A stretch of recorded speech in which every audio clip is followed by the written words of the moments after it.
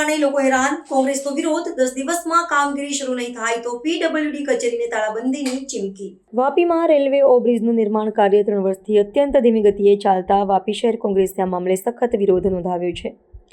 કોંગ્રેસ દ્વારા પીડબ્લ્યુડી કચેરીને આવેદનપત્ર આપીને તાત્કાલિક કામગીરી પૂર્ણ કરવા માંગણી કરવામાં આવી છે. આશરે 1.5 અબજના ખર્ચે બની રહેલ આ પુલનું કામ તેના ખાતમુહૂર્ત બાદ પણ માત્ર 30% જ પૂર્ણ થતાં સ્થાનિકોમાં રોષ વ્યાપ્યો છે. જો 10 દિવસમાં યોગ્ય કાર્યવાહી નહીં થાય તો કચેરીને તાળાબંધી કરવાની ચીમકી પણ ઉચ્ચારવામાં આવી છે. વાપી શહેર કોંગ્રેસના ખંડુભાઈ પટેલે આ મુદ્દે જણાવ્યું હતું કે અધૂરા પુલના કારણે શહેરના નાગરિકોને ભારે હાલાકીનો સામનો કરવો પડી રહ્યો છે. વિદ્યાર્થીઓ સમયસર શાળાએ પહોંચી શકતા નથી, જ્યારે વેપારીઓના વ્યવસાય પર પણ નકારાત્મક અસર પડી છે. આ ઉપરાંત પરિવહન ખર્ચમાં પણ વધારો થયો છે. તહેવારોના દિવસોમાં આ સ્થિતિ વધુ વણસે છે, જ્યાં ટ્રાફિક જામની સમસ્યા સર્જાય છે. કટોકટીના સમયે ફાયર બ્રિગેડ અને એમ્બ્યુલન્સ જેવા આવશ્યક સેવાઓના વાહનોને પણ સ્થળ પર પહોંચવામાં વિલંબ થાય છે, જે જીવલેણ સાબિત થઈ શકે છે. સ્થાનિક નાગરિકો અને કોંગ્રેસ દ્વારા સ્પષ્ટ ચેતવણી આપવામાં આવી છે કે જો આ પ્રોજેક્ટને યુદ્ધના ધોરણે પૂર્ણ કરવામાં નહીં આવે તો તેઓ ઉગ્ર આંદોલન કરશે. તેમણે આવેદનપત્રમાં જણાવ્યું છે કે પ્રશાસન અને સંબંધિત વિભાગોની બેદરકારીને કારણે આ પ્રોજેક્ટ લંબાઈ રહ્યો છે.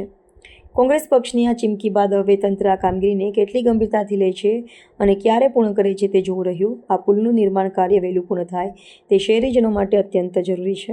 આવેદનપત્ર અમે વાપી શહેર કોંગ્રેસ તરફથી આપવામાં આવ્યું છે, કારણ કે આ બ્રિજનું ખાતમુહૂર્ત કરીને મતલબ આજે 4 વર્ષ પૂરા થવા આવ્યા, તે છતાં મતલબ બ્રિજનું કામ 30% પણ નથી થયું. અને અહીંની વાપીની જનતા એટલી બધી હેરાન પરેશાન છે, કારણ કે તમારે સ્કૂલનું ભણતર મતલબ એજ્યુકેશન બગડી રહ્યું છે, કોઈનો વેપાર ધંધા બગડી રહ્યા છે, નોકરીયાતની નોકરી બગડી રહી છે. અને જે આવવા જવા માટે ઈસ્ટ ને વેસ્ટમાં મતલબ એટલા પરેશાન કે લોકોએ બાજુમાં ઘર લેવું પડે, રૂમ લેવું પડે ભાડુતરી, એવી પરિસ્થિતિ થઈ ગઈ. પણ આ સરકારમાં મતલબમાં અધિકારીઓ જાડી ચામડીના અધિકારીઓને કંઈ પલ્લી નથી, અને મતલબમાં એ લોકોને ખાલી પ્રજાને હેરાન કરવા સિવાય બીજું કંઈ આવડતું જ નથી. દરેક આ રોડ રસ્તા જો આ બ્રિજના કામ, દરેક બ્રિજના કામ અટકેલા છે, તો આ બ્રિજ મતલબમાં નહીં પૂર્ણ થાય છે. અંડરબ્રિજનું કામ પણ હજુ મતલબમાં કોઈ એનું ઠેકાણું નથી.